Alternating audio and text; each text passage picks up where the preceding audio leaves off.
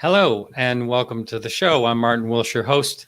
And this year marks the 60th anniversary of the Betty and Barney Hill incident. Happened in September 1961.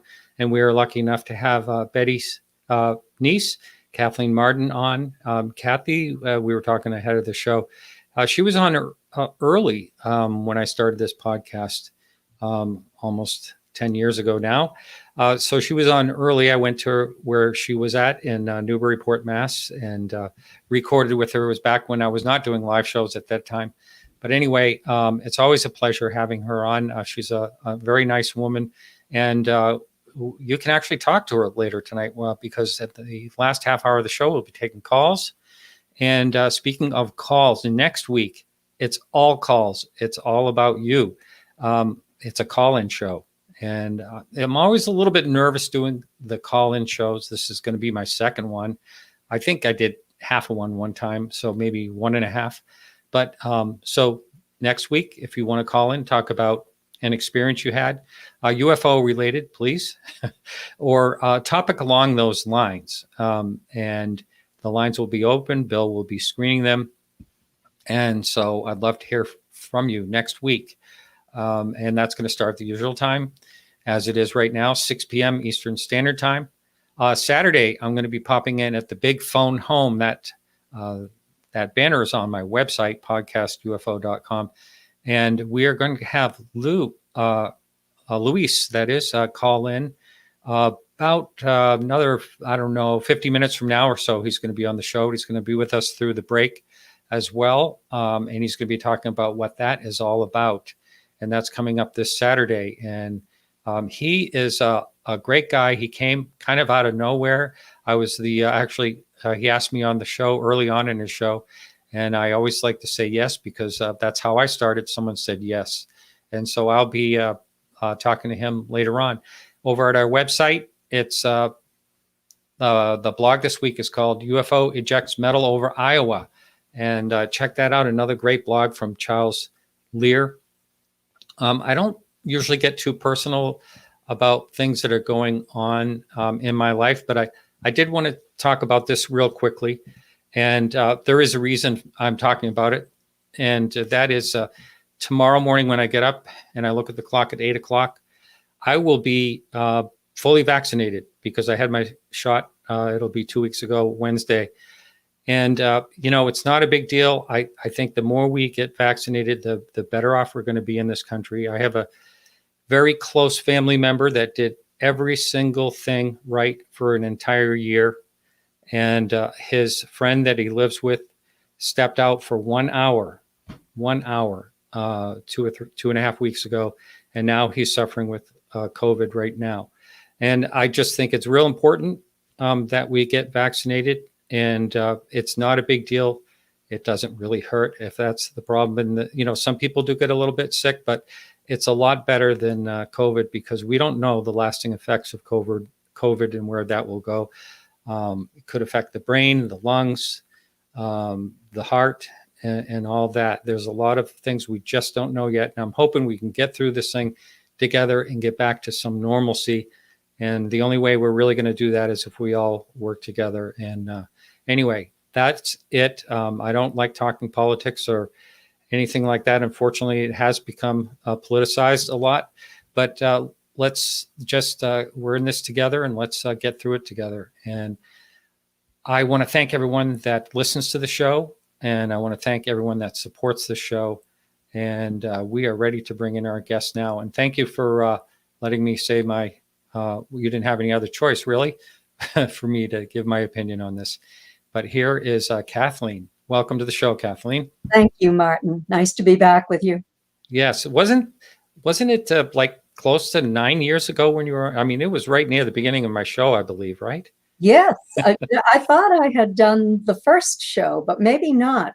No, it was a little bit in I remember exactly what you said. You said that if Stan Friedman says you're okay, then you're okay. And you're welcome to my house.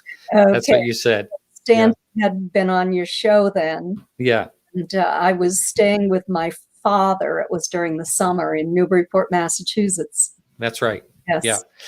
Yeah.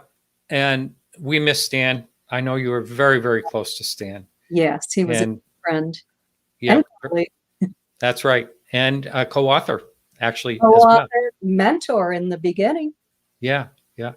And it's sad because every time I go into a conference, there you and Stan were together, you know, sitting together, talking with your books and all the people around you and all that.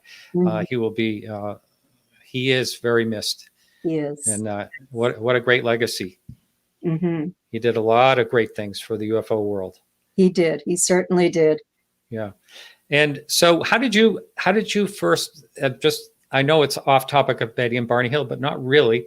How did you first meet Stan and you know, get involved with writing that book and everything? Well, I think that I met him for the first time in December of 1971. But wow, really, that long ago? Yes, I think that he spoke at the University of New Hampshire, and I went to see him there. But then over the years, I got to know him because of my interest in UFOs, and particularly because of my aunt and uncle's case. And so I was a big fan of Stanton's. I enjoyed going to his lectures at UFO conferences. I always went to the MUFON UFO conference, and he was usually a speaker. And so I spent years researching my aunt and uncle's case. I started in 1990, and very slowly over 14 years,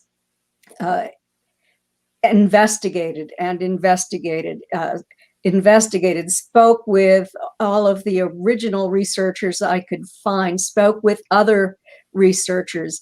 My husband and I drove the route that Betty and Barney took on that fateful trip. I went to the White Mountains with Betty over and over again, and with my husband as well.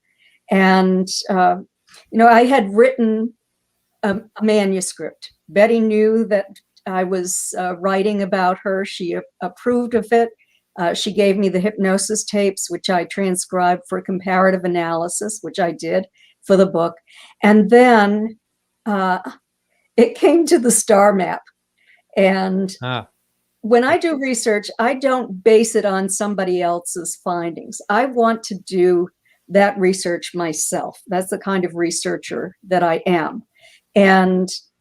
But I didn't want to spend 2 or 3 years researching the star map and doing all of that astronomy. And so Stanton was involved in that from the beginning, when Marjorie Fish had finally found a pattern in her work over a 4-year period. And Stanton was called in to vet Marjorie's work by Coral Lorenzen, who was the co-director of the Aerial Phenomena Research Organization.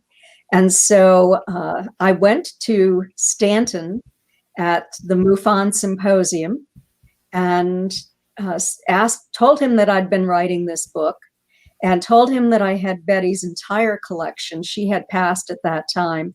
I was the trustee of her estate, and was setting up an archival collection for the University of New Hampshire.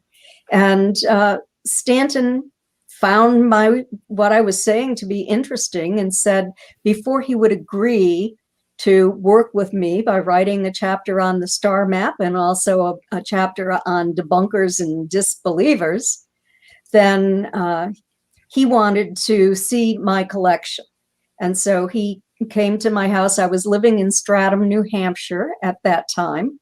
And my husband and I had him for a few days while he went through the collection. We talked at length. I thought we'd never stop talking.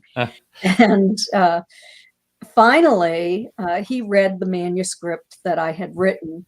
And he said, because I was being scientific and unbiased in my work, and he liked the quality of my work, he agreed to work with me.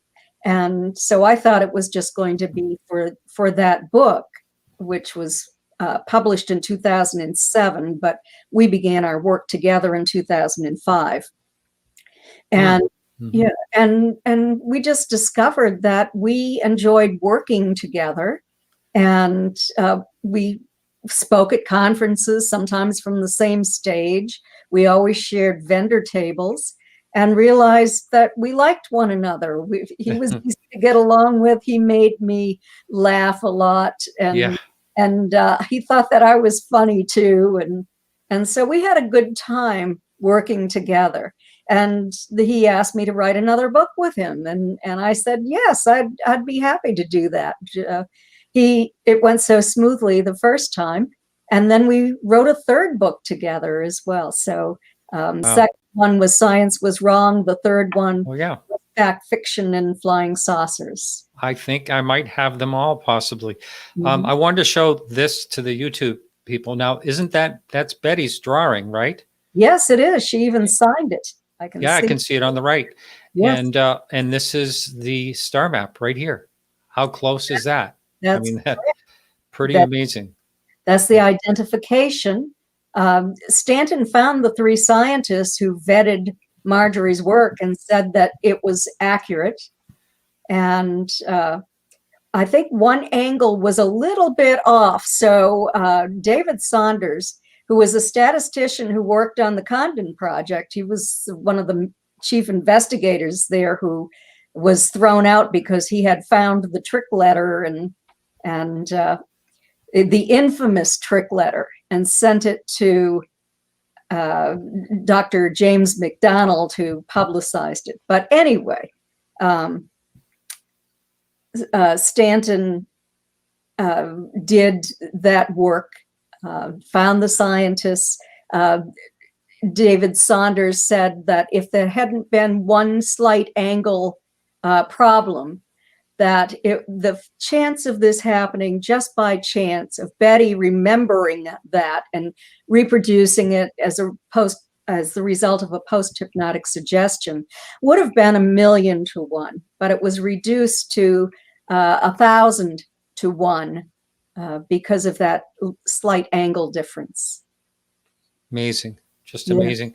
You know, I say this a lot, and only because it's very true, is I have a lot of new people that are new to the UFO world, because, and the reason I know that is I'm getting flooded with emails, people that are really taking an interest because of all the things that have happened for the last few years.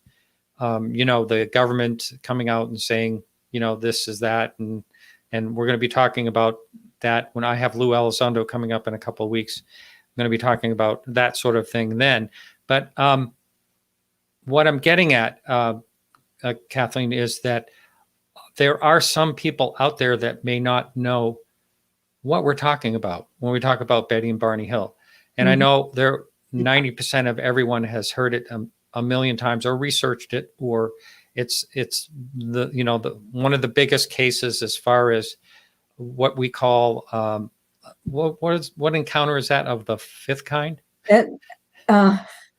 No, I think it is fourth. C5 is when you call in a craft and communication occurs. It's close encounter of the fourth kind. Okay, but anyway, this was one of the first ones on record. I mean, there was a case back in the 1920s, I guess, where something reportedly happened, but this is one of the very early ones, and it kind of like changed everything in its time. So if you can you tell what happened in September of 1961 in kind of a nutshell? Betty and Barney were on a vacation to Niagara Falls, and then they took a leisurely trip from Niagara Falls through Canada, through Ontario, and stopped for the night, and then went on to Montreal, had a wonderful vacation there, and then decided to head home through New Hampshire because a hurricane was whirling up the coast. And Barney found himself lost and on the road that would take him to New Hampshire, so on the outskirts of Montreal. So they just traveled on, had a great time during the daylight hours, and arrived in New Hampshire at about 9:30 at night They stopped, they had a little snack and took off at 10:05 and headed south. And in a nutshell, from there, a craft came in closer and closer. They got out, they looked at it, and it continued to come in closer. It hovered beside the old man of the mountain when they got out to look at it, and it was then at least 1.5 to 2 times the length of the old man's profile, which is 48 feet from forehead to chin.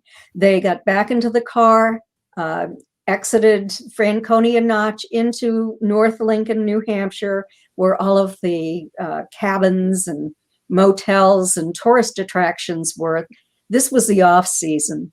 It was September 1961. And at about midnight on that night, going into the early morning hours of September 20th, this craft finally swooped down over their vehicle, stopped only about 200 feet above them. Barney had to pull the car to the middle of the road so he wouldn't be directly under the craft. He got out of the car and looked at it through binoculars. The craft then shifted to an adjacent field. He then saw entities dressed in black, shiny uniforms. They all but one turned and walked to a panel. When they did that, little red lights started to come out of the craft and something started to drop down out of the bottom. From the expression on the one's face who was in at the window in this craft, Barney believed at that point that there was a plan to capture him. He went screaming back to the car, telling Betty that they had to get out of there or they were going to be captured. As he entered the car, he saw that the craft was coming in their direction. Within minutes, they heard a series of code-like buzzing sounds striking the trunk of the car. The car vibrated. Electrical tingling sensation passed through their bodies. As if only a moment had passed, they found themselves 35 miles down the road with memories of finding themselves somewhere on a dirt road with tall trees all around, of a roadblock, and of a large fiery orbs that appeared to be sitting on the ground. They heard another series of buzzing sounds and drove on home. There was physical evidence that something unknown had happened. They were later than they anticipated by 2 to 3 hours, and concerned that the craft had come so close that they might have been contaminated. Wow. And so I remember it's one of the cases that you hear about missing time. It's one of the early missing time cases, really. Yes. And they saw the marks on the car the next day or something like that, right? Yes, the day they arrived home, which is the same day that they were taken. You know, it was the early morning hours of September 20, 1961. They went into the house and took a little nap, and then Betty called my mother. My mother called a neighbor of ours who was a physicist, who told Betty that if she had a compass, she should take it out to the trunk of the car. That is when she discovered shiny spots on the trunk of the car, and the compass whirled, indicating that there was a magnetic field there. Now, when someone is asking, so I'll just get this out of the way real quickly. They wanted to know if you had a contact email, and you do actually on your website, which is Kathleen-Marden.com. Is that right? That's correct. Yeah. So someone can get in touch with you there. And so they thought they were contaminated. Now, remember you and I talking about the dress. Did the dress that Betty had on at the time, did that ever get checked out? I just can't remember how that went.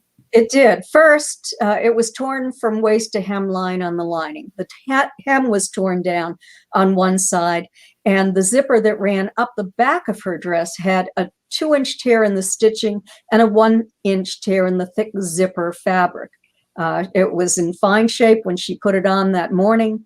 When she returned home the following morning, it was torn. It was ruined.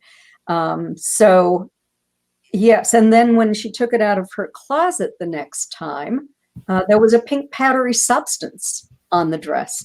It has undergone scientific analysis in probably at about 10 laboratories now. I'll have to count them all up someday, both chemical analysis and DNA analysis. When they thought that they were possibly contaminated, did they take any actions, like go to the hospital and get checked out or anything like that? They took long showers, and that's what they did. The scientists didn't tell them to do anything else, the physicists. Yeah. And I remember the last time you were on the show, I believe the last time you were on, Lee Spiegel called in and talked about Pease Air Force Base, a report there. That was a new angle I had never heard of before. Oh, yeah, there was a radar report at Pease Air Force Base at 2:14 a.m.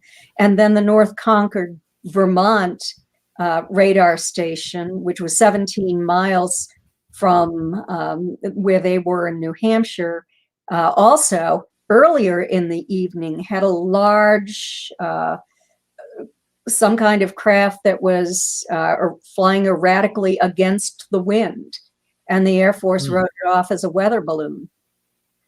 Against the wind. Yes, against the wind.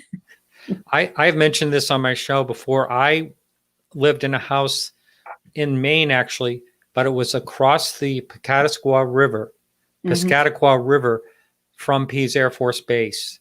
And we were on, our house was a lone house on a hill called Winter Hill. And so we were up there, and I could look across and not quite see the runway, but I could see when they were touching down on the runway and taking off. But I do remember seeing weather balloons because my sister and I would sit on the lawn with binoculars and see these odd things, like just they didn't take off, but they tethered them for some reason. They were just sitting there. We thought they were UFOs. I remember we were thinking that's what they were, but they weren't moving. Maybe they were UFOs. I don't know. But so this happened, and when did it actually become public? Because I remember reading somewhere where Betty and Barney spoke in like Methuen, Mass, or someplace like that at some conference before it actually snowballed, or was it just after that? It wasn't a conference. They were attempting to discover more information, especially Betty. She wanted to learn all that she could about UFOs after this occurred. And Walter Webb, who was an astronomer at the Hayden Planetarium in Boston, was also a NICAP member, and he is the one who investigated their case. And so they, Betty and Barney in 1963, went to a NICAP meeting, two-state study group, UFO study group.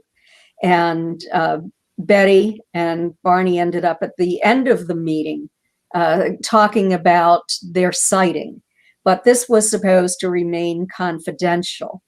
But I have the letter from the newspaper reporter who wrote to Betty and Barney and said that that Betty's friend had been talking with him, and if they would talk with him, even though he was a newspaper reporter, he would never commercialize their story. And Betty and Barney said, absolutely not.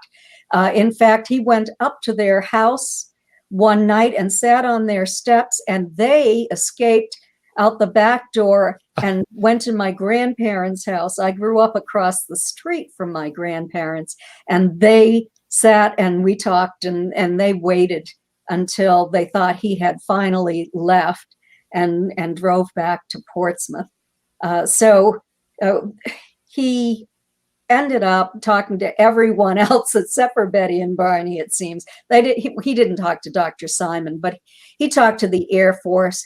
He found 12 to 14 people. I have recently discovered in files that Stanton gave me before he passed that he discovered 12 to 14 people who were in that area that night and observed the same craft that Betty and Barney observed. And he knew that because he drew lines from where Betty and Barney were, where the craft was, and where those individuals were. And those lines intersected. Now, I remember, you hear all sides of this and what people have said over the years. And one of the things that comes up now and then is people talk about the episode called the Bolero Shield on the Outer Limits, and that was that had come out, and that the alien figures that Barney described looked similar to what they were in the Outer Limits episode. And what do you say to that when you hear about that, when people talk about that? What I say to that is that on September 26, 1961, Betty and Barney sat down and wrote a letter to NICAP and described those entities as wearing black shiny uniforms, and were so startling to Barney that he remembered their facial expressions, but not the features on their faces. He told Walter Webb during his investigation in early October that they were somehow not human. That's a quote, somehow not human. Superior type of entities, not from this earth. In terms of the Bolero Shield, Betty and Barney didn't watch that, first of all. Carl Flock, who worked for the CIA during his lifetime, he was the former deputy assistant of defense, and did a thorough investigation of Betty and Barney's story. And he addressed that. He said that they were not science fiction fans. There was not a science fiction book in Betty's house, despite what the disinformants said.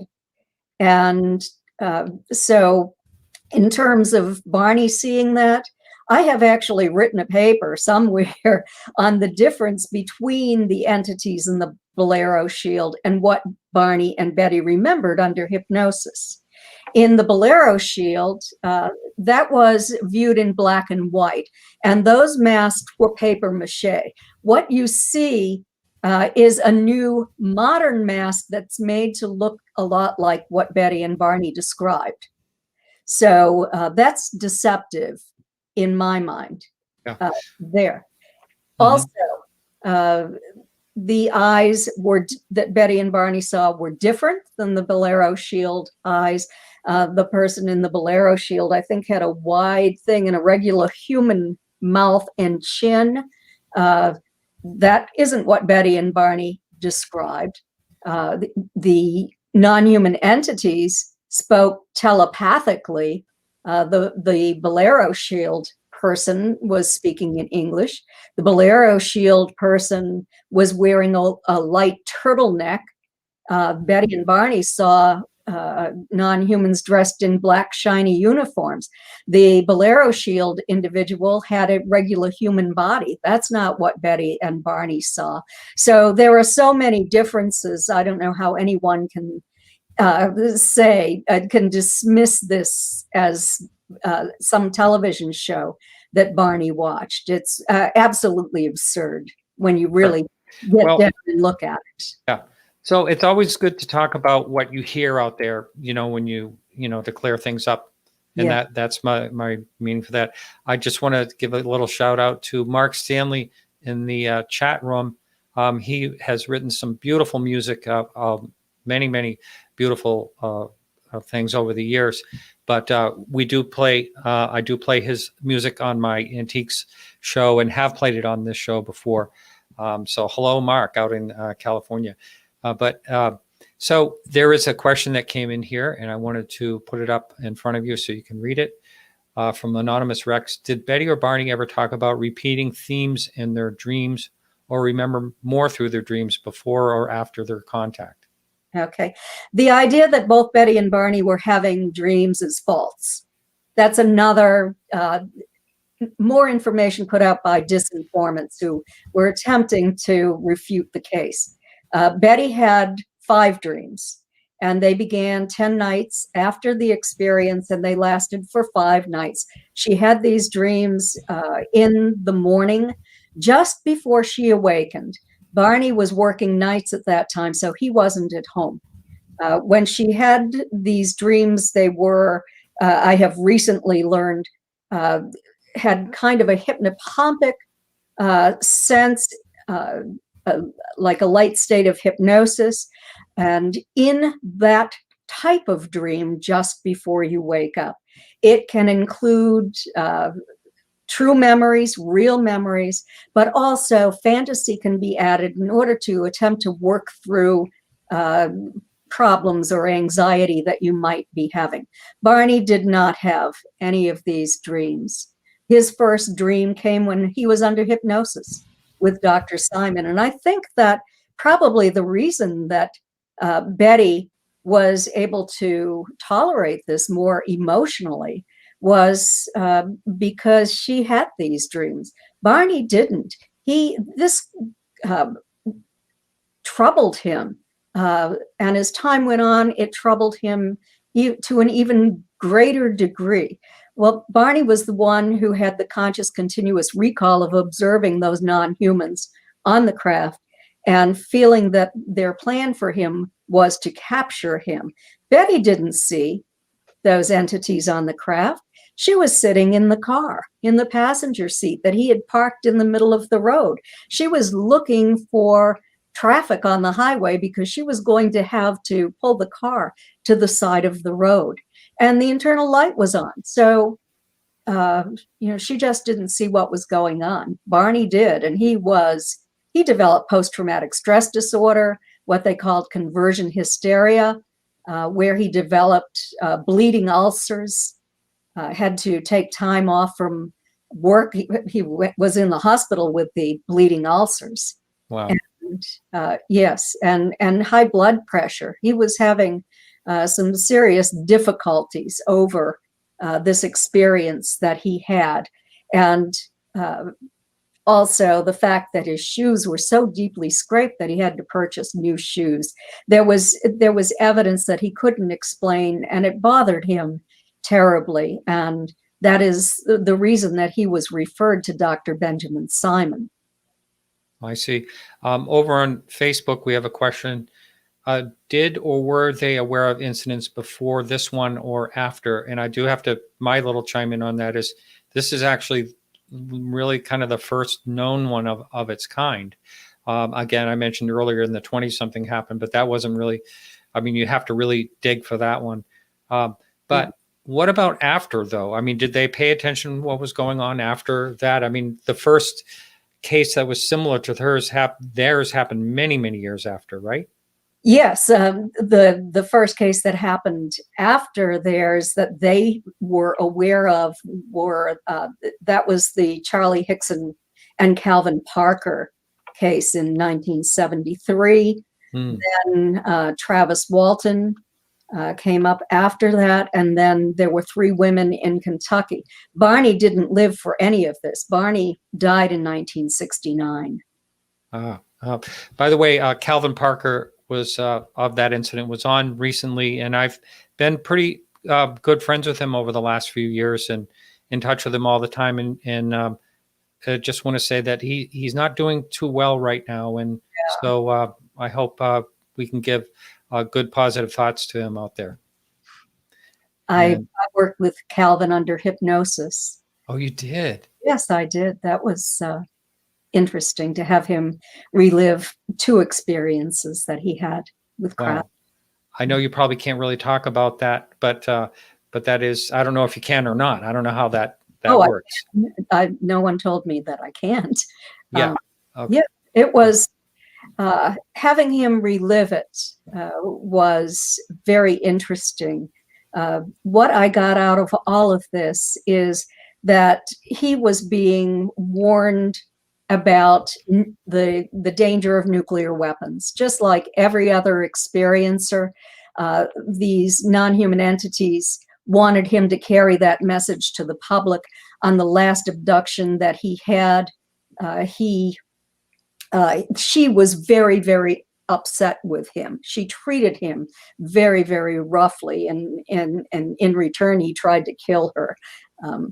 Put his hands around her neck and beat her head against the wall until fluid ran out of her ears. And this story is very different. The entities are very different from any of the others that I have cases I've ever worked on. And I've worked on a lot over the past 30 years. And that woman let out a sound that Calvin said sounded like an alligator mating call. And it activated this little robot who were the ones who intercepted Calvin Parker and Charlie Hickson and took them onto the craft. It was really a horrific experience that Calvin had. He wanted to take that woman and jump off the craft with her if he could get out of there, but he couldn't.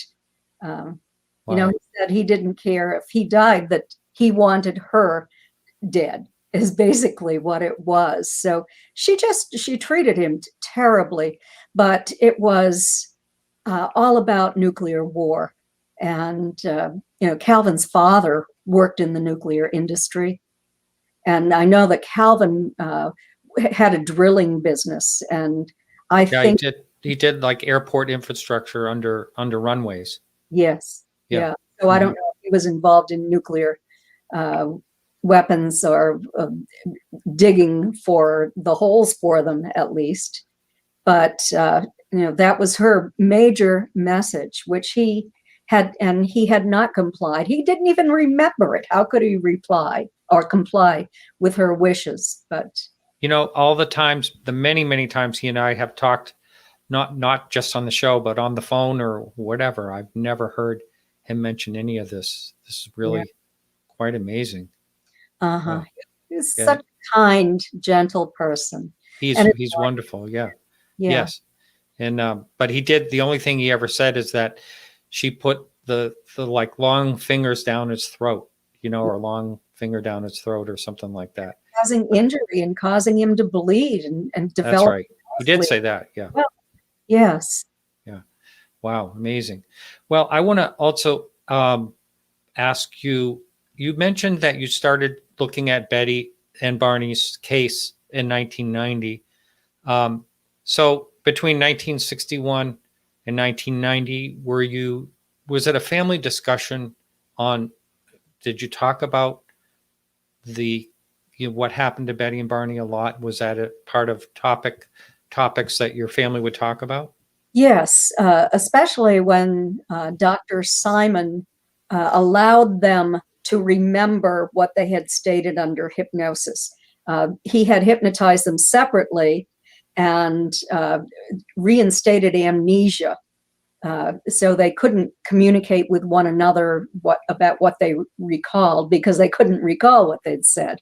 And that went on for 4 months. And then for the last 2 months, he put them in the same room together with him. And they listened to each other's tapes. They listened together to what they said. And then kind of integrated it into their consciousness and worked through the emotional trauma that was related to that event. Now, I know you've said this before, and I've asked you this question in the past, but how did this story first get out about what happened? I mean, they did not want it to get out. Right. Well, let me finish Okay, go ahead. Sure. I was going to say about the question, did we talk about it as a family? When they were coming home from Dr. Simon's office, they stopped at my grandparents' house. I grew up across the street from my grandparents. So we went over and we found out then what they remembered under hypnosis. And then how did the story get out? Betty and Barney wanted it to remain confidential. And a friend of Betty's, a woman who was a UFO investigator. She didn't know this woman before this happened. She met her probably in 1960, probably 2 or 3, something like that. And the woman lived near a newspaper reporter named John Luttrell. He wrote for the Boston Traveler. I have Betty, a letter that John Luttrell wrote to Betty and Barney, naming her. So I know that for a fact. And he said that he would like to speak with them, and if they would meet with him, that they would, he would never write about it. It would just be for his own personal information. They refused. They said, no, we will not speak with you. He went to their house. They escaped. They went to my grandparents' house. Again, they finally went back home, and he ended up investigating it himself, found those witnesses that I spoke about, spoke to the Air Force, and then wrote about it for 5 days in late October 1965. It was devastating to Betty and Barney. It was completely devastating, especially to Barney, who had been appointed to the state of well, it was the U.S. Commission on Civil Rights State Advisory Committee. Barney had received an award from Sergeant Shriver and the governor of New Hampshire for the work he did through the poverty program. And they had been invited guests at Lyndon Johnson's inauguration, and I went with them. I was also invited to go. This Really? is Wow. before any of this came out. They were actively known in the state of New Hampshire, in Portsmouth, New Hampshire, in Rockingham County, for the good work that they were doing for people. That was their focus. They didn't want to talk about this UFO experience, except for to scientists and to the family and close friends who were sworn to secrecy. So this was not a good thing that happened to Betty and Barney when this was released. What did they have any type of celebrity type issues or anything like? Did they feel any of that part? Like, in other words, were people camping out to talk to them, things like that? Well, there were reporters who were kind of camping out, or the phone was ringing off the hook. The first night that happened, they went down to Pease Air Force Base and stayed with an officer that they knew and his wife, and until they thought they could safely return home. The second night, they went to my grandparents' house, and we met as a family, because this affected all of us as a family, not just Betty and Barney. This had an impact on all of us. So we had to decide what to do next. And as a family, we made the decision that Betty and Barney should speak about this to the public. They did for the first time in early November of 1965. And it was well received. They were introduced to the crowd by the public information officer from Pease Air Force Base. So Wow. they told the story. That's when John Fuller, who wrote The Interrupted Journey, met them and asked if they would be interested in having him write a book. It took a long time for that agreement to be made. They insisted that Dr. Simon had to be part of it. Interesting. We have another question that popped up here in YouTube. And from Richard, could you talk about the strange things that happened after the abduction, including the second time Betty saw the ETs in their craft? I'm not familiar with that. Have there been any recent events? And she passed away in 2004. That's right? correct. She passed away in 2004. Strange things that happened. Well, one of the very strange things was that in the fall of 1961, Betty and Barney started making trips up to the White Mountains to attempt to locate that dirt road with the tall trees and where the roadblock was and the fiery orb. And one time when they returned home, they unlocked the door and there were leaves, withered leaves on their dining room table. That had not been there. They picked them up to throw them away. That was pretty shocking.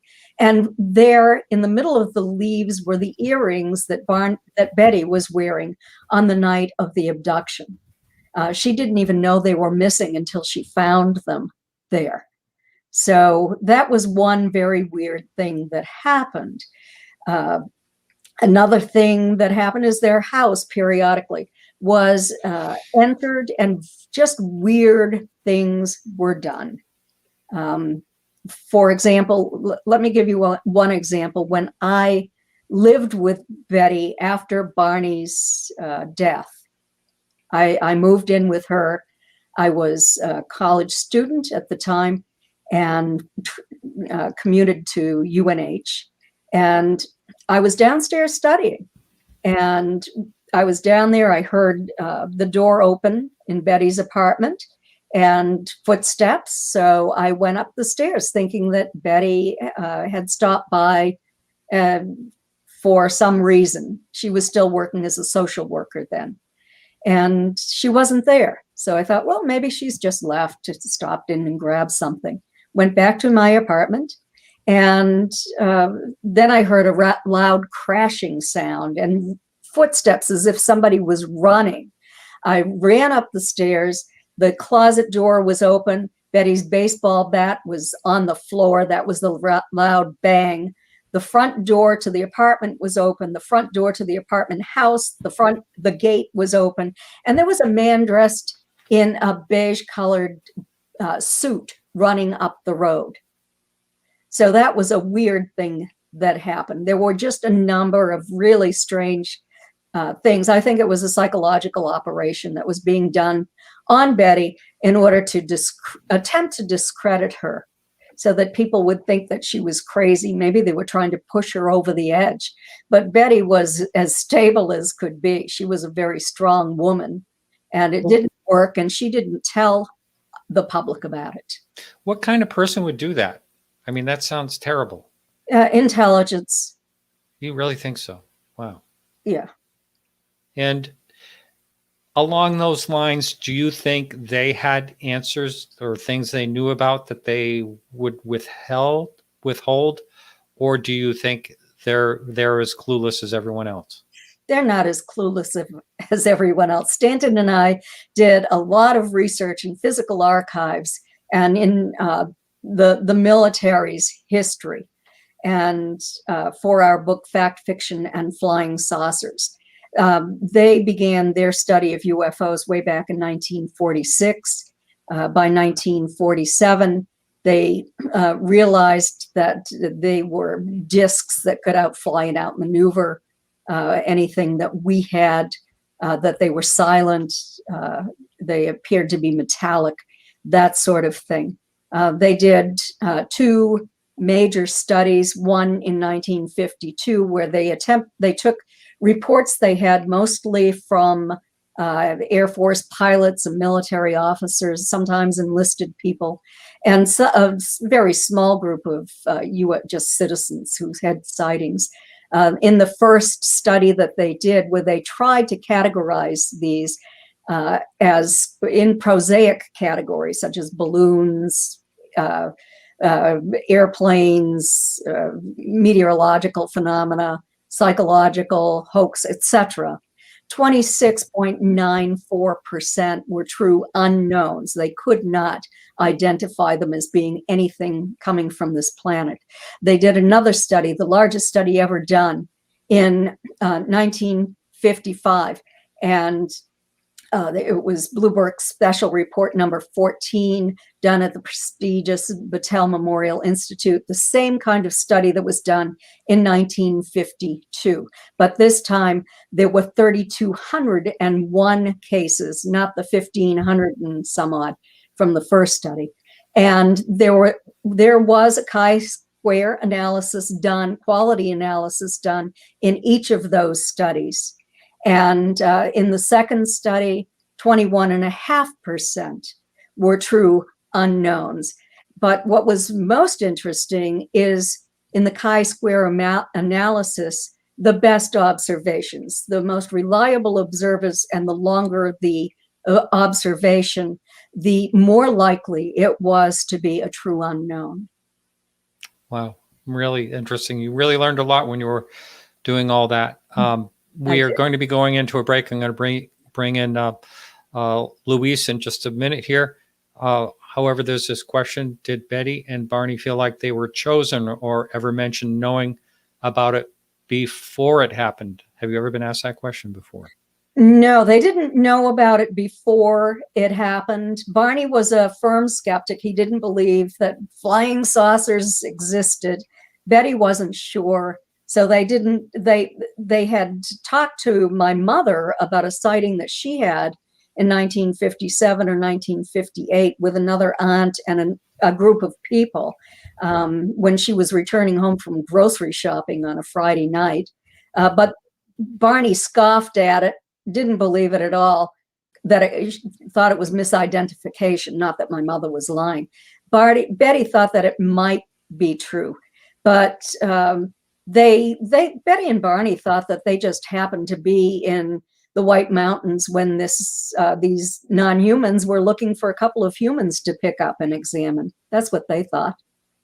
Wow, interesting.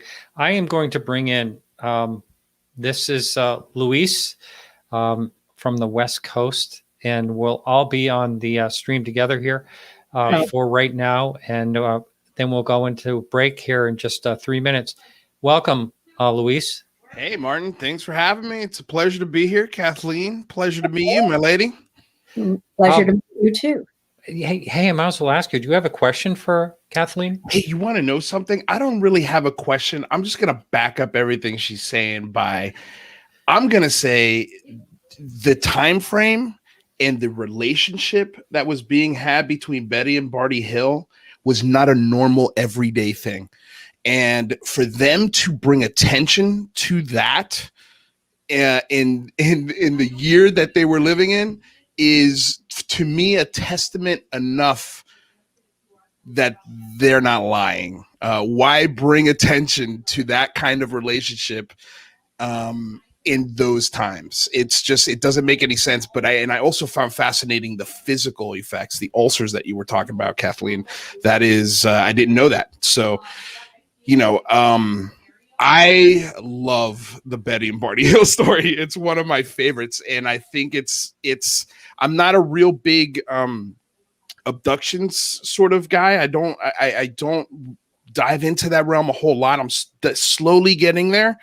But this is by far and away the first case I ever point anybody to if I ever talk about the phenomena in that regards. It's really, really, really cool story. Yeah, it's great. First scientifically investigated case in the United States. Right. Yeah, that's also a big, a big sort of check mark to say, hey, this was looked at legitimately as well. Mm-hmm. Yeah. Wow. Great. Well, I think it's time for us to go into break. So, Kathleen, I'm going to remove you from the stream, and we'll bring you back in a little bit. And all right, everyone over at KGRA Radio, we'll be right back right after these messages.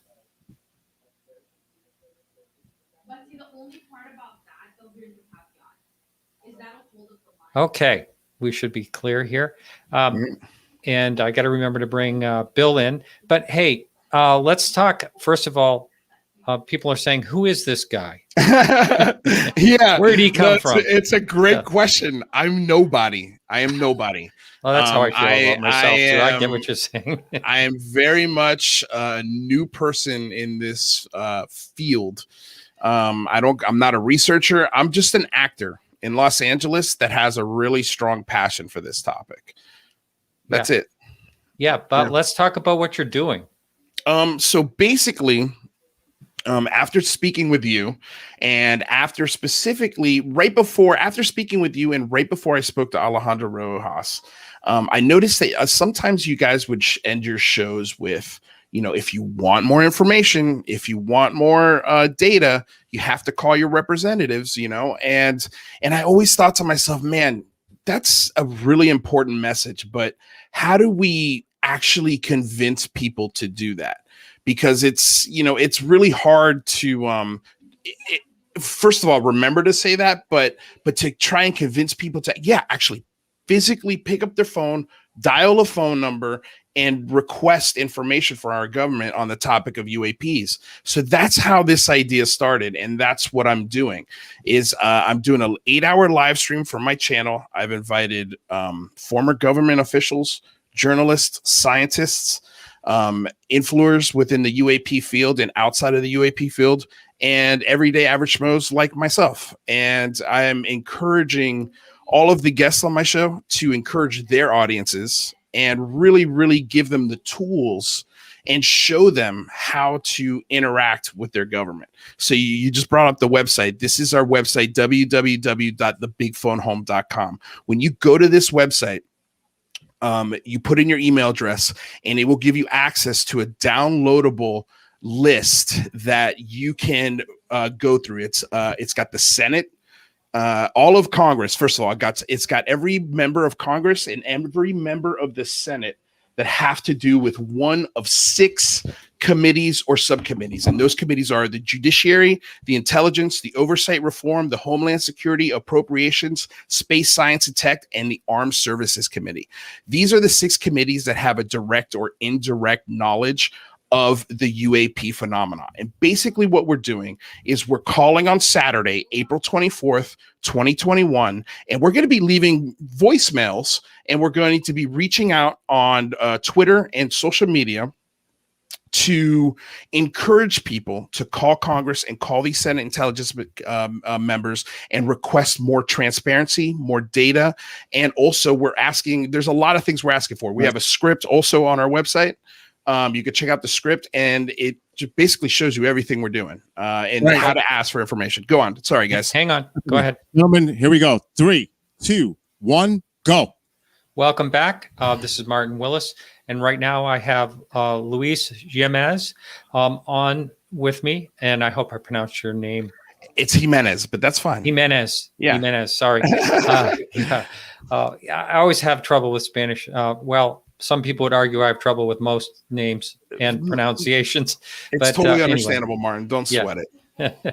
But so this is really great. And I'm going to bring Kathleen back in just to join us. So I'll be on at some point. I know I filled out your thing at a time, I think 2 p.m. Eastern time. I'll be on your stream for a few minutes. I was trying to get Alejandro to come on with me. He seems like he's really, really busy right now with the new thing he's doing. So no, I love it. Busy is a good thing, but essentially we're going to be inviting all sorts of people. We're going to have Lou Elizondo, Sean Cahill, yourself, Jeremy Corbell, and everyone's going to come on. We're going to have roundtable discussions from 10 a.m. to 6 p.m., an 8-hour live stream hosted from my channel, which is the Unidentified Celebrity Review. We're going to be calling members of Congress. We're going to be calling members of the Senate, specifically the Senate Intelligence Committee, and we're going to be requesting, not demanding, but requesting more UAP information and transparency. And specifically in regards to the 180-day report, we're going to be asking for an extension to that report, an additional 180 days to let these intelligence agencies or apparatuses coordinate and put together a more substantial report. In the meantime, we want a preliminary report. So, and we also are requesting a yearly UAP report. We want a report every year. We want data every year. We want scientists to look at this data. We want the discussion to be removed from the taboo and the stigma. We want this to be a discussion that brings people together, because the beautiful thing about this topic is that it's bipartisan. It reaches across aisles. everyone is interested in this question and this discussion. So it's really simple. If you follow me on Twitter, Lou Angeles, I've been tweeting all for the last 2 days, especially this week leading up to the event. Is so important that we reach out to these senators, we reach out to these congressmen, and we request this information. And that's basically what I'm doing. That's what's going on. Well, just a couple things. Let's see. First of all, that is, I do believe it's going to take more than 180 days, because I just heard the rumor that that's not going to be enough time. I don't know. Well, Marco Rubio has said it himself. He said it publicly that expect this to be delayed, because everything in government is delayed. Everything is slow. That's just the facts. And unfortunately, we're in a position where we have to wait. And who cares? If you've been interested in this topic, especially for as long as you guys have, Martin, you've been doing this show for a long time. If you're interested in this topic, what is another 180 days to get more and better data? Like that's nothing. It'll go in a blink of an eye.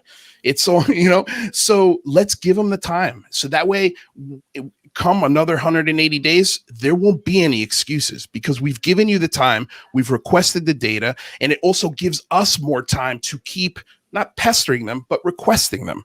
Hey, this is what we want. This is what we're looking for. This has got to be a look in the mirror moment.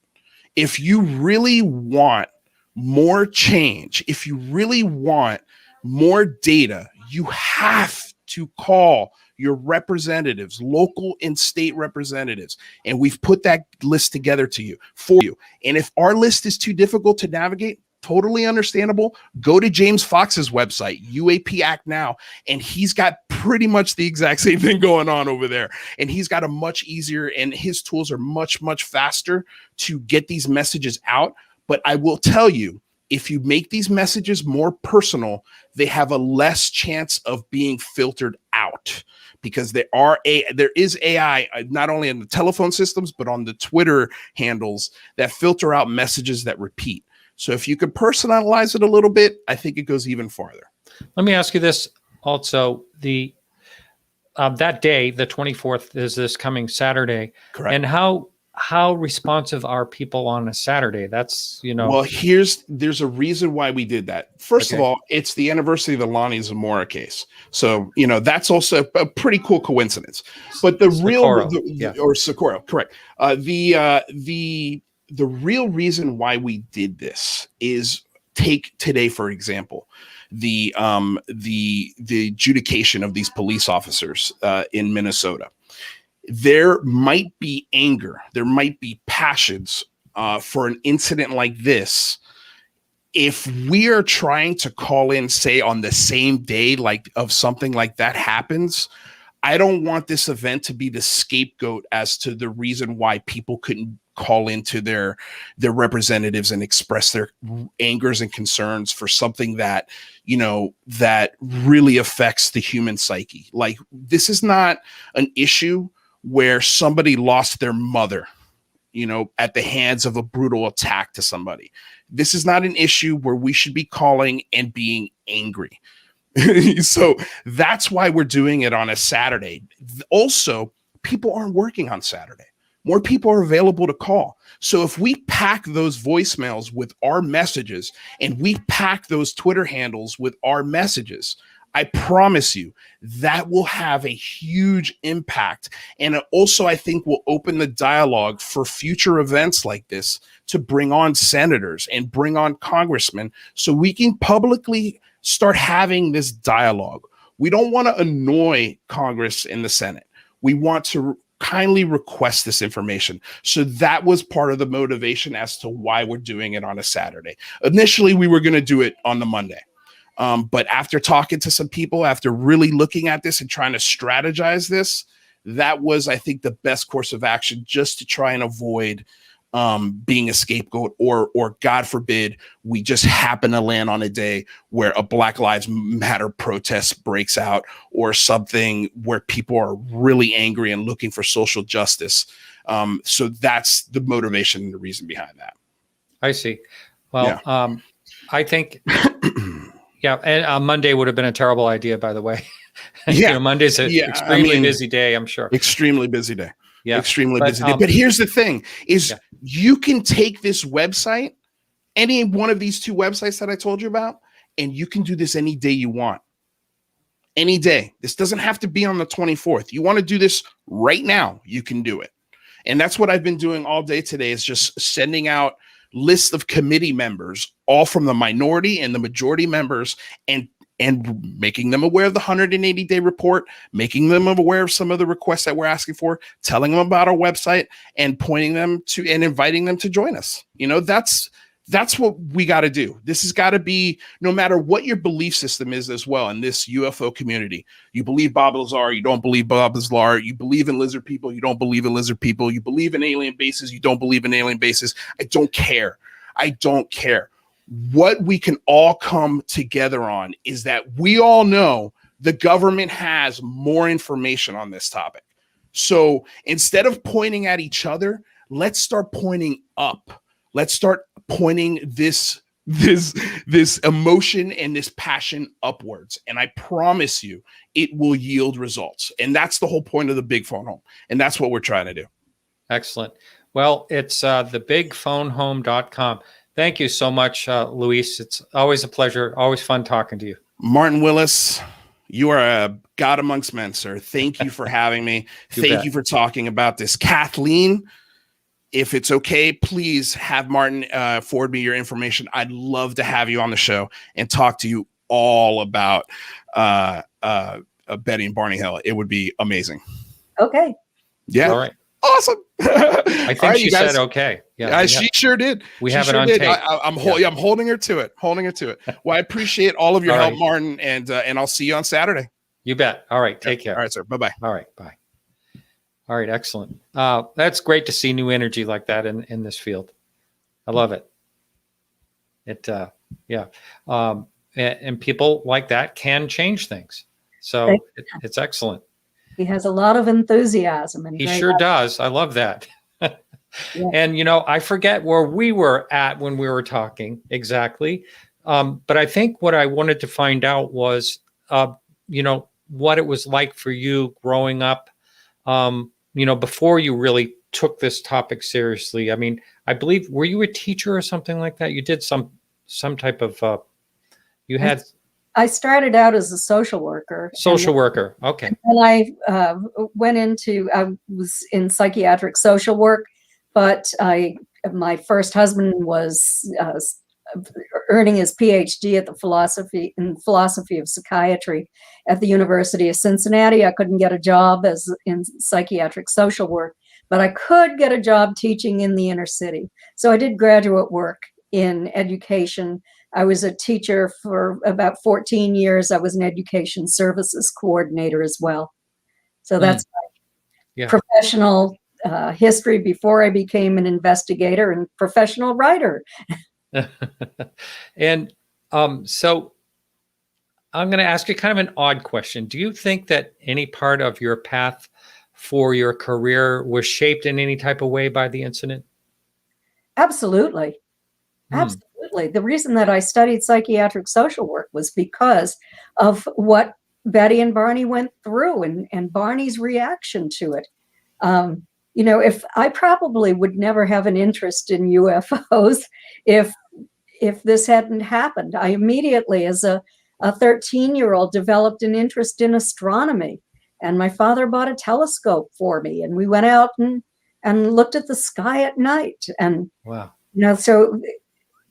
I admired those investigators. I met most of the original investigators of Betty's and Barney's case. I went to dinner at Dr. Simon's house. John Fuller was there, and Alan Hynek was there, and Betty and Barney. And that was the first time that Dr. Simon had ever hypnotized the two of them together. And he sat them down in chairs and had them relive together what they were going through. Did this happen in front of Hynek and Fuller? Yes, it did. And Hynek wrote about it in one of his books. Yes. Wow, amazing. I never heard that part of it. Now, I wanted to ask you, a friend, and he's been on the show a number of times, Bryce Zabel. Oh, yeah. Yeah, he was writing. Was it a series or was it a single movie he was writing about Betty and Barney? A series. A series. Is that, what do we know about that? Well, it's still in the works. He has a partner. He's met with people, but I don't know I don't know what's going to happen. Yeah. I mean, with COVID, everything kind of changed. I know he was involved with a production company. It was pretty serious. So that will be interesting when that, I mean, Bryce does things right. I mean, he really does his research and work. I mean, he's a great writer too. So I'm sure he'll do a really nice job with that.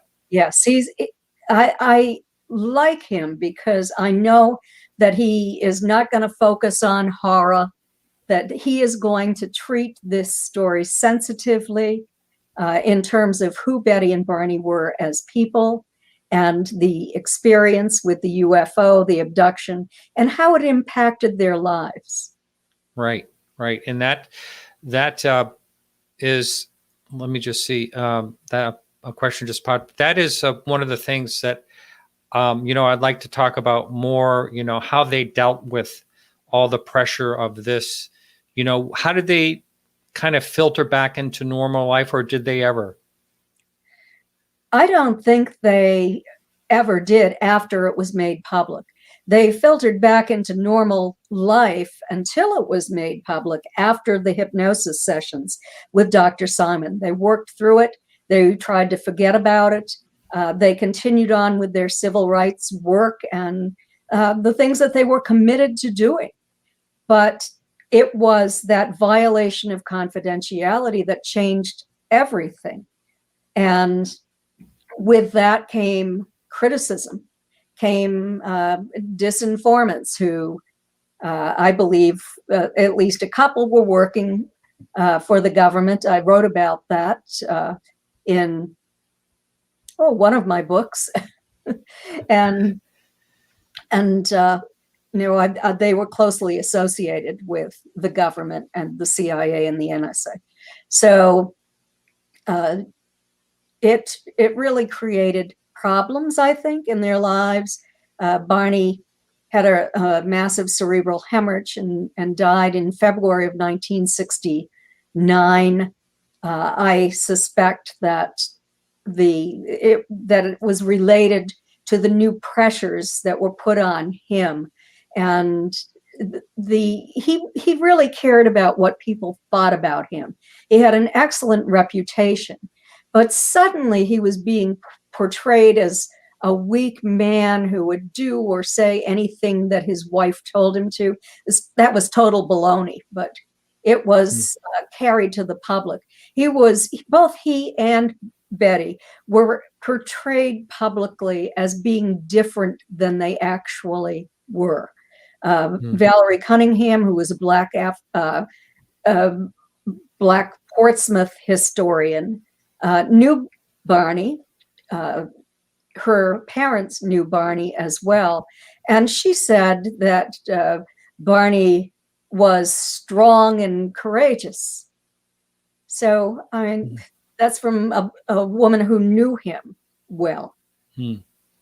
Wow. Not how he was portrayed. I see. Okay. I just want to show this right here. First of all, this is kind of fun for people on YouTube.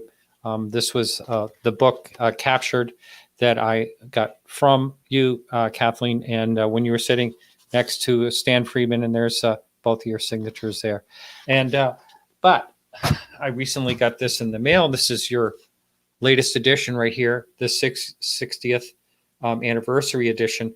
I noticed it's about 20-something, it feels thicker, 20-something pages more than the other one. And what can the reader expect? I have read through a lot of this one, but I have not even started on this one. But is it basically the same with some type of additions here and there? What's I made edits to the book in places. There are some new photographs in the book, and there is a thick chapter on all of the scientific research that has been done since the first book was published.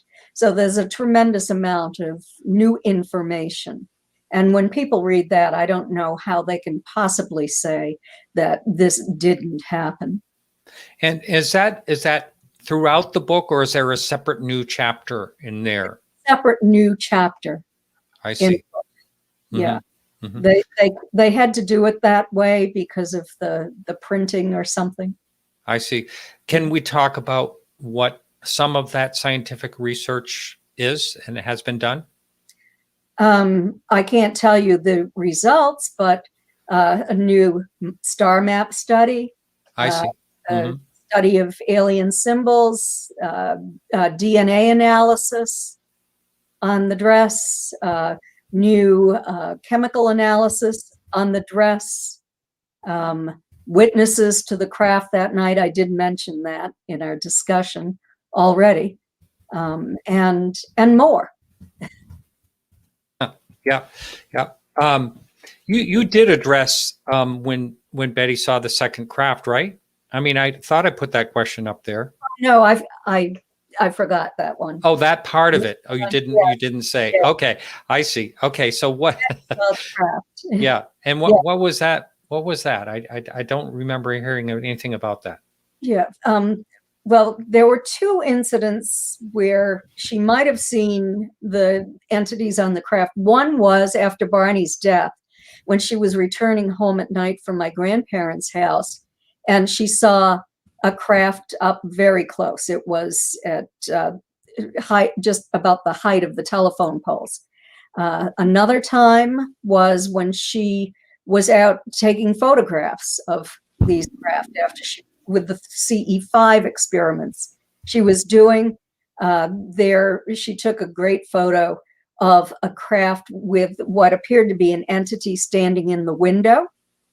And Did you say a photograph? yes, Is that anywhere? Can we see that anywhere? it's right in the book. Unfortunately, it's in black and white, and it doesn't show up the way it did on the slides. But it's in the book. Is that online also anywhere anybody can find it? Do you know? I don't think so.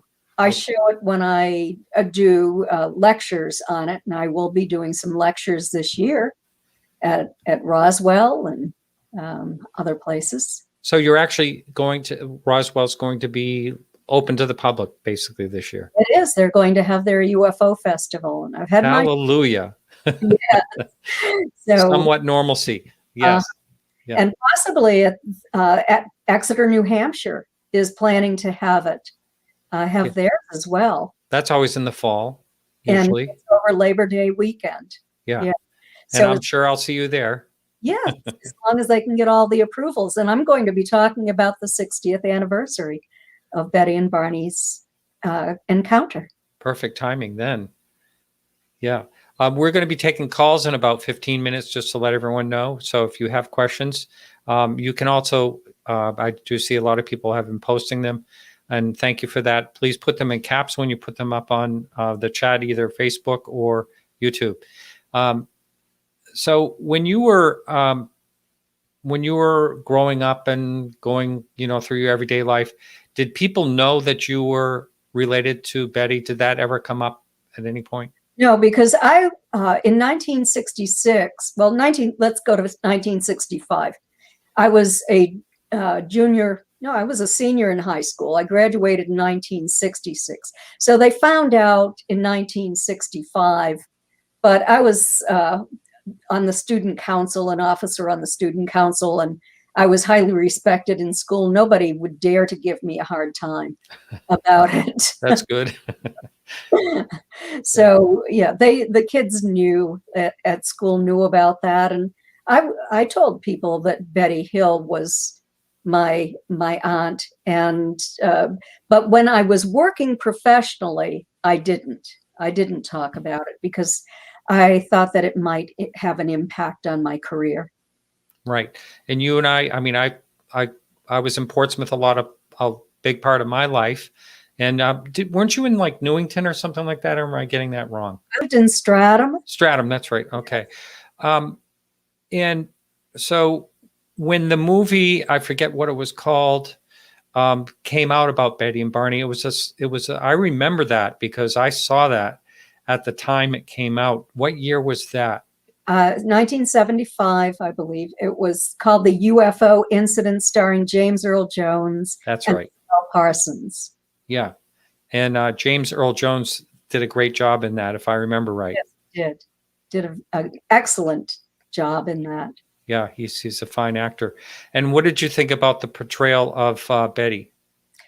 It wasn't accurate. I remembered that. I remember you said something like that. It wasn't accurate. Estelle Parsons portrayed kind of a little 60s woman who had poor self-esteem and just kind of silly, I thought. And that's not the way Betty was. I thought that Betty Davis would have done more like Betty Hill. Perfect. Yeah.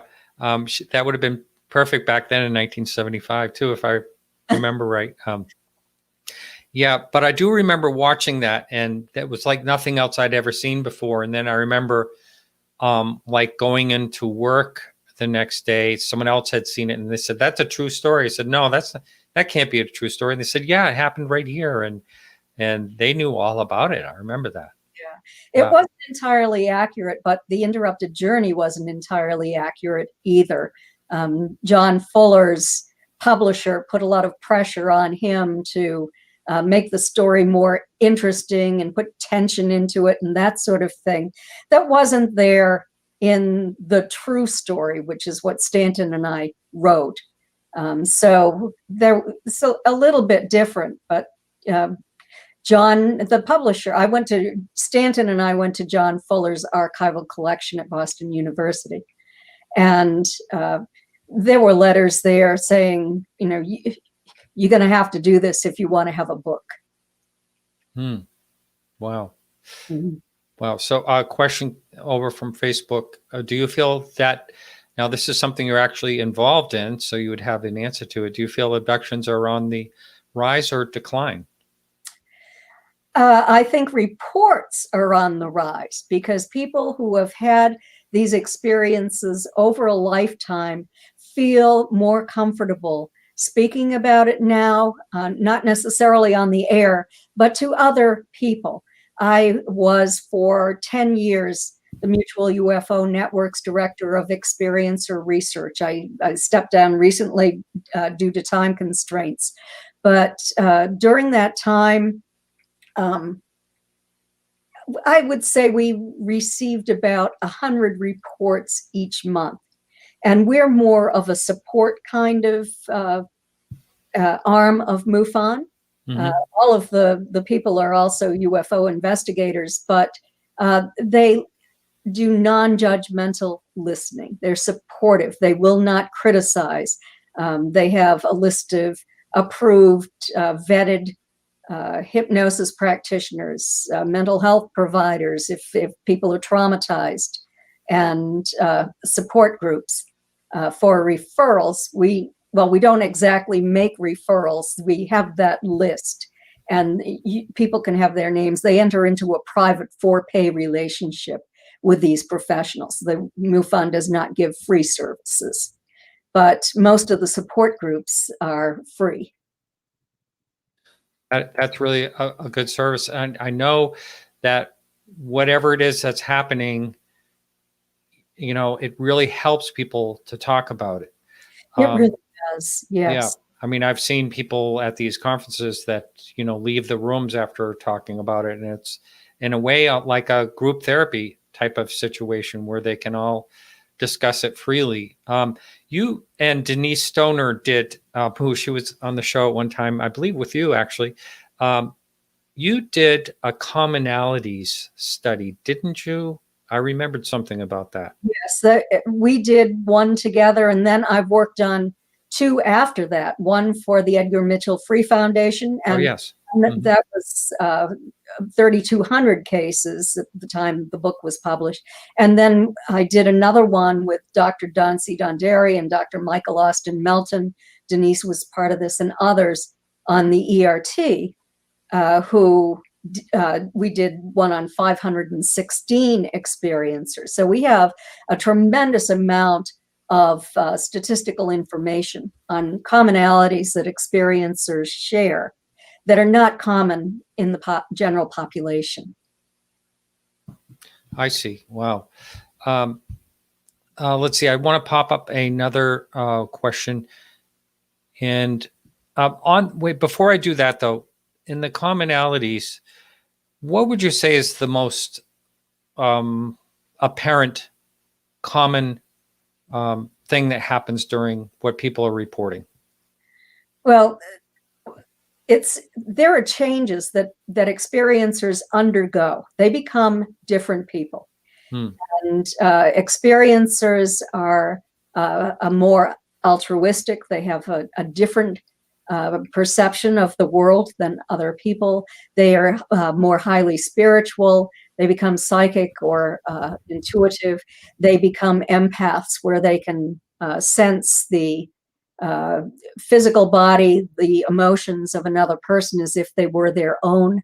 If the ETs are doing that intentionally, then they're brilliant, because you can't harm another person if you feel their pain. So those are things that really stood out to me. It tends to be generational, intergenerational. In about 60% of the experiencers knew of family members who had also been taken, and the same percentage of family members who had had close encounters with craft. I remember I was at a conference when you announced that it was the first time that you were speaking about your own situation. And is that still comfortable for you to talk about? I can mention it. It's just that I'm a generational experiencer. My mother and I were taken when craft landed on my grandparents' farm in 1966. We'd had a close encounter a couple of months before that. And in April of 66, the craft landed 200 feet from my childhood home on my grandparents' farm. My mother and I both remembered being taken. It was to remain confidential for the remainder of my life. Dr. James Harder investigated it. He hypnotized us. It was ongoing periodically for my mother and myself, not necessarily together. And over the years, but do you feel like, pardon me, go ahead. Sorry. I'm going to say that initially I was terrified, I was traumatized, but I worked through that and realized that the memories I had under hypnosis were of kind entities. They were really caring, and they didn't harm me. And I didn't feel like I was being used. I feel that they are here because they have concerns about humanity. And something they've told me and many, many other people is that our spiritual development is out of sync with our technological growth and development. And when these two things are out of sync, there's a danger that we could destroy our planet. They say that they've seen it happen elsewhere, and that is their major concern. That's why they came back in the 1940s and stayed. Otherwise, in the centuries before that, according to Major General John Samford, a statement he made in July of 1952, these things have been seen in the sky since biblical times. They come back every century. They're observed every century, and then they leave. During the 20th century, they came back and stayed. Wow. Well, I'll tell you, if that's what they were saying, no one could say it better. I don't think. I think we are totally out of sync, and that we could destroy ourselves very easily, and that bottleneck we have to get through, so to speak. Is I'm going to. This is all good. We do have before I go into taking phone calls. This one last question up here: was Betty and Barney's car ever examined for anomalies? Their car itself. I know you mentioned the magnetic issue with the compass spinning and things like that. Yeah, as far as I know, it was just the magnetic issue with the compass. I see. Yeah, that would be something to do. I mean, that would have been interesting if they looked at it. So the lines are open now. Bill is standing by. And don't forget, next week we have just a call-in show. And that number is 855-472-5483. If you're listening and you're not on YouTube, again, that number is 855-472-5483. And Bill is standing by. Good Bill over there. He's going to be helping me out next week during the call-in show. Well, I'm having a great time. I'm so glad you could come on this show. And I know I saw that you were doing a lot of interviews. So a lot of people are interviewing about this. Mm-hmm. Yeah. Here's another question I think is pretty interesting. Mary Grace asks, did Betty or Barney or you or your mother acquire any psychic abilities after abductions? Anything change? I know that Betty was always kind of intuitive. She'd always say she wasn't psychic, but she was intuitive. I don't know about my mother, but for me, I'm highly intuitive. I've taken part in experiments where I was hitting the target pretty well. Really? Wow. That's interesting. Now, did you ever consider that there was possibly a connection between what Betty and Barney was involved with in your own situation? Oh, absolutely.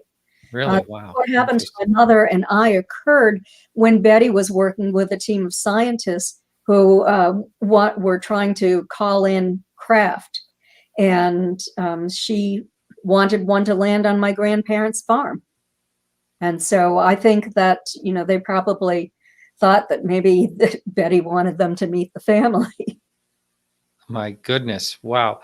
I think there's an amazing question up here that I've never even considered myself in any type of way. Not that I look a lot into the abductions or experiencers part of this, but David writes, are people in prison ever abducted?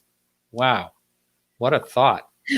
I don't know of any abductees who are in prison.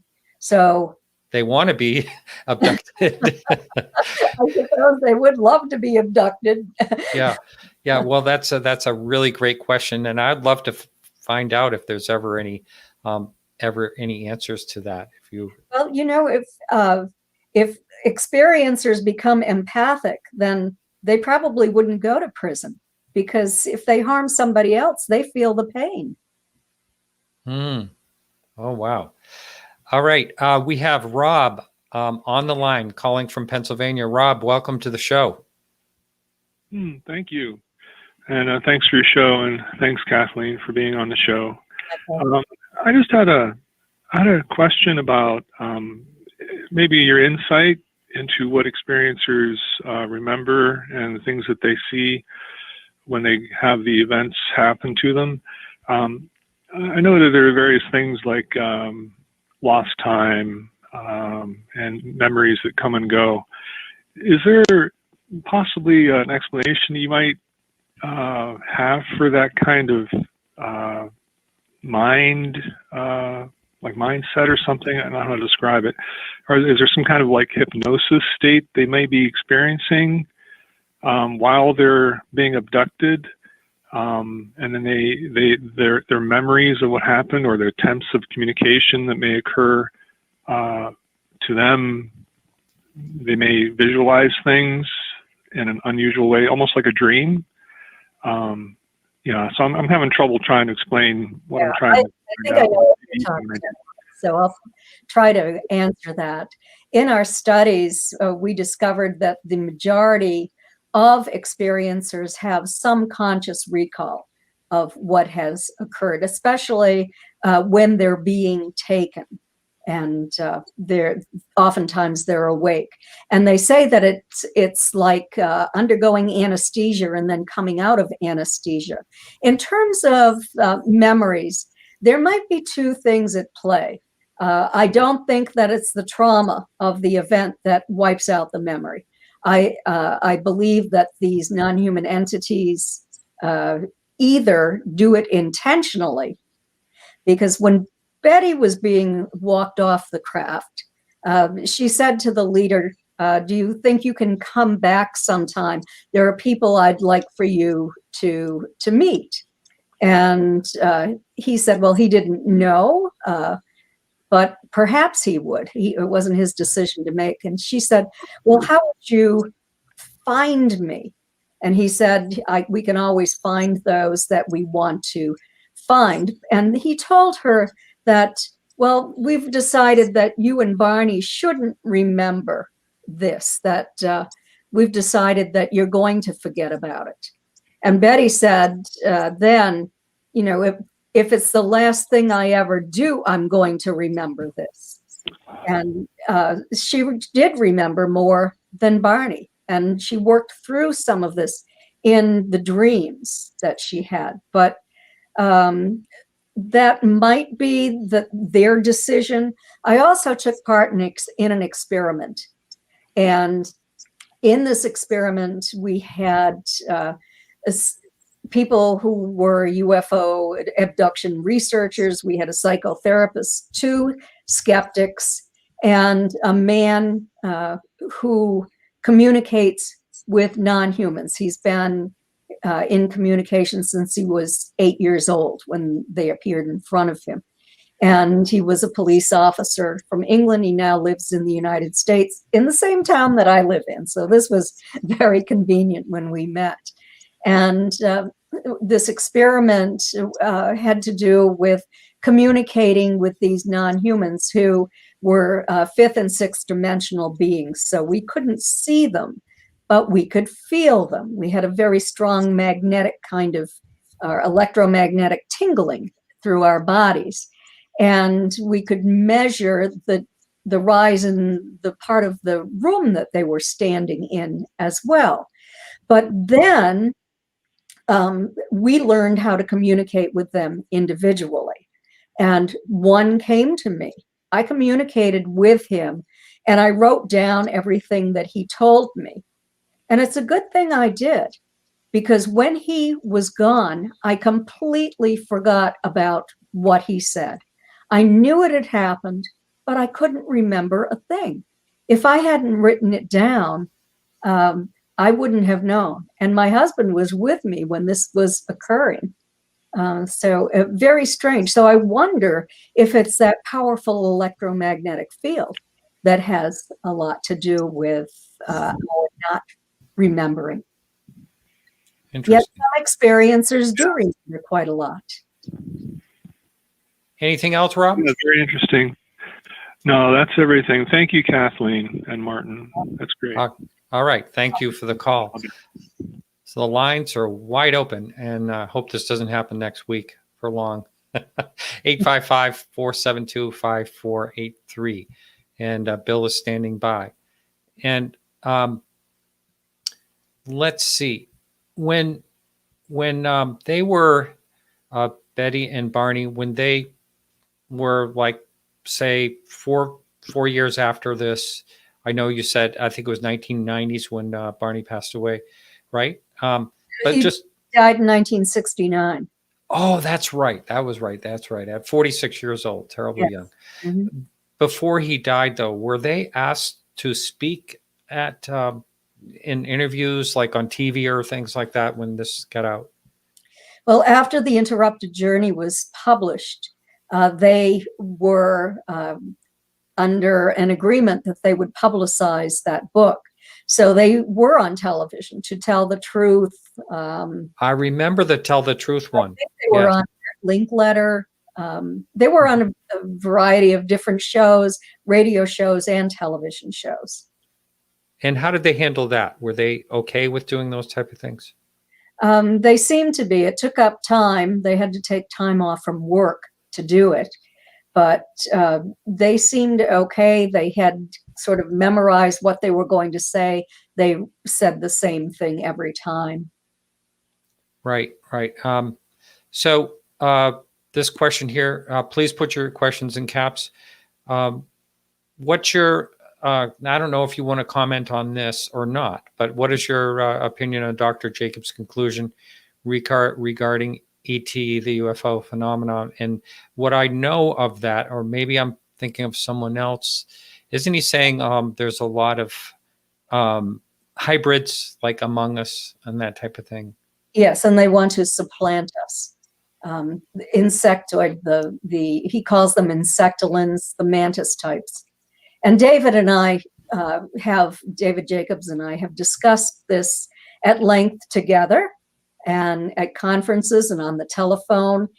We have a friendly professional relationship. We agree that there is a hybridization program. I don't know if he agrees with me that these hybrids are being born to human parents. He takes a negative view of it because he thinks that they're here to supplant us. I believe that they are here to attempt to save us from ourselves and to save this planet. Yeah. Do you think, but what would it take? We had, if that's the case, if that's what they're really doing, it makes you wonder what would it take, because there's, for instance, nuclear warheads have been shut down. There's been so many messages that we better take care of the planet. I mean, and you hear that over and over and over again.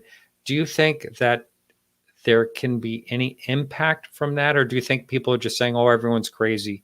Like the general public will never take that seriously. I think that if enough experiencers and researchers, this was all part of our research studies as well, where we had open-ended questions. Did the ETs give you any information? And if they did, what was that information? So it was, messages repeated over and over again by hundreds, if not experiencers, who were given the same message. And Bud Hopkins used to write about it too, the message of the destruction of this planet, that often experiencers are shown holographic images or screen images of the planet under nuclear war, people's faces melting off, that kind of thing. Horrifying images. But the ETs have wanted humans who they've been in contact with to spread this message. Unfortunately, there was such a disinformation program, and experiencers who went forward suffered for the rest of their lives from criticism, from people making fun of them. The federal government cast experiencers and even UFO observers in kind of a kooky light. And so that, I think, is changing now. It's being taken more seriously. I think as a result of all of the studies that have been done on experiencers, there are many credible people. There are military officers, many who have been abducted. And I have spoken with them. They've contacted me. I've hypnotized some of them even. They will always remain silent, I believe. But I can tell you that there are many, many credible people who have had these experiences, stable people. And it's important for that message to get out. And I'm just hoping that more and more experiencers, since I'm speaking about the findings of our studies of more than 5,000 experiences, that that this message will be carried further than it has in the past. It's still a taboo topic for sure. I mean, the question someone might ask, well, why don't they abduct a senator or, a Supreme Court judge or someone like that? And, if that was the case and they brought something up publicly, their career would be ruined. Maybe not a justice, because I think that's a lifelong, like a tenure there where nothing can really happen to them unless they do something illegal. But still, their reputation would be soiled by it. Absolutely, and they might have abducted the head of the United Nations. Bud Hopkins wrote about that in and further investigation went on about that. There was the former prime minister of Grenada, who had an encounter with non-humans on a beach there and spoke to the United Nations about that too. That was through Lee Spiegel, was involved in that one. Yes.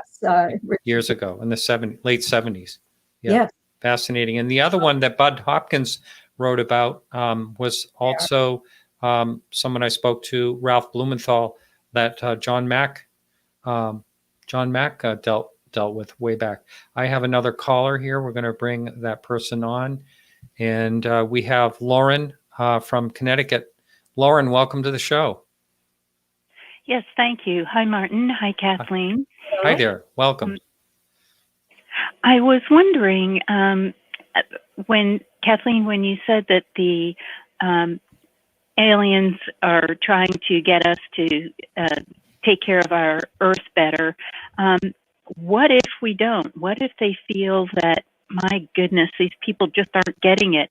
What would be their next step? What would they give us an ultimatum, or would they take over the planet? What are your thoughts on that? They have a non-interference policy. The only time that they would interfere, they have told experiencers, is if we were at the beginning of nuclear war, and they would try to stop it at that time. But they have a non-interference policy because they fear that if they do show up in large numbers, that it will be interpreted around the world as an invasion. There will be military action. They're militarily superior to us, and it could be very bad for the people of Earth. So they don't want that to happen. Oh, okay. Well, thank you very much. I appreciate it. Okay. Thank you, Lauren. Yeah, well, I could definitely understand that with our history of warfare. I think there's something like over 350,000 wars on record, in history, which is pretty sad and scary. Yeah. So we're not exactly kind to each other. During the 20th century, we killed almost 200 million of our own kind. Yeah, the 20th is the worst of all on record. And Yeah. People don't realize that. They think, the barbarian times or whatever, but no, that 20th century was the most brutal. I had a historian on another show I do that talked about that. Mm-hmm. Yeah, that's what we do. So hopefully the 21st will be a little better this century. And the UFOs show up at our battles. Our wars. Yes. I have mentioned this many times, but for the person who's never heard me say it before, that I had a insurance long before I was really looking into the topic. In the 90s, I looked into it a little bit. I mean, just on the outside, like if saw something on TV or whatever, I'd watch it. But I mean, I had a insurance broker tell me that he was in Vietnam and during the Vietnam War, and he worked for a special segment of the Air Force that investigated UFOs. That's exactly what he told me. And of course, I couldn't verify that. He talked about nuclear weapons. He talked about all kinds of things, and I've been trying to figure out how to get a hold of him. I haven't been able to find him. I'd love to talk to him again about that. Mm-hmm. But anyway, we have 5 minutes left to the show. So if you would like to call in, now's the time to call in. That number is 855-472-5483. We can take one more caller if you'd like to give us a ring. So in the 60th anniversary, that's out now. I have it. I have the link up on the website. And is that something that when they republish something like a new edition, is it a hard sell, or do you actually get some book sales out of it? I've gotten loads of book sales out of it. Excellent. Yes, and I'm trying to push it to number one. The first book was the number one bestseller. It was really, wow. Yes, in its category. Yeah. So, I'm hoping that people will help me to make the 60th anniversary one a bestseller too. Yeah, and that's on Amazon, and it's a little. You just have to look. The cover is almost identical, except it has again, I'll show it again for those people on YouTube and Facebook and Twitch. The only difference is between the two books is you see the 60th anniversary, the little pendant at the top. This is the original, and this is the 60th. So, yeah, a great book. Let's see. I think we might have one more. Oh, nope. Someone just says they bought your book just now. Actually, Bill. Bill, who's answering the phone, bought your book. So he's going to read it. That's awesome. So you made one sale tonight. It was a successful show. So a lot of times people will bring up this topic, and I just want to hear your answer to it, because people will say to me often, why do you talk about the old cases? And so I say a lot of times, even though a case is old, a lot of times new information is found. And how do you feel about that? I agree. I consistently look for additional scientific evidence in the Betty and Barney Hill case. And we found a lot of new evidence over the past 13 years. Yeah. We do have another caller, and it looks like Joelle is calling from Massachusetts. Welcome to the show. Yes, hello. I have a question for Kathleen. Really quickly, did you ever have the opportunity to speak directly with Dr. Simon regarding your aunt and uncle's case? Particularly, I was reading the foreword recently of Interrupted Journey, and he had a different conclusion about their experience. And I'm just wondering if you ever had the opportunity, again, doing your research, and I'll hang up to listen. Thank you, Joel. Thank you. Dr. Simon was quite old when I met him for the first time. I went to his home and had dinner with Betty and Barney and Alan Hynek and John Fuller. As I was about 18, 19 years old, and I did not speak with him because I felt like I was the child in the room at that time. I did a comparative analysis of Betty's and Barney's statements under hypnosis as compared to Betty's dreams. And that was Dr. Simon's hypothesis. He didn't know this for certain, but I have a letter he wrote to Betty, and he said, well, I have to do this because we don't have scientific evidence. So I'm taking this stance and until there is scientific evidence regarding UFOs and contact. That never came in his lifetime, I don't believe. But because most of the evidence in this case came later. But I did that comparative analysis sentence by sentence, and it's all captured. I didn't make it boring. I just told what happened and compared it to the content of Betty's dream as opposed to what each of them said individually under hypnosis.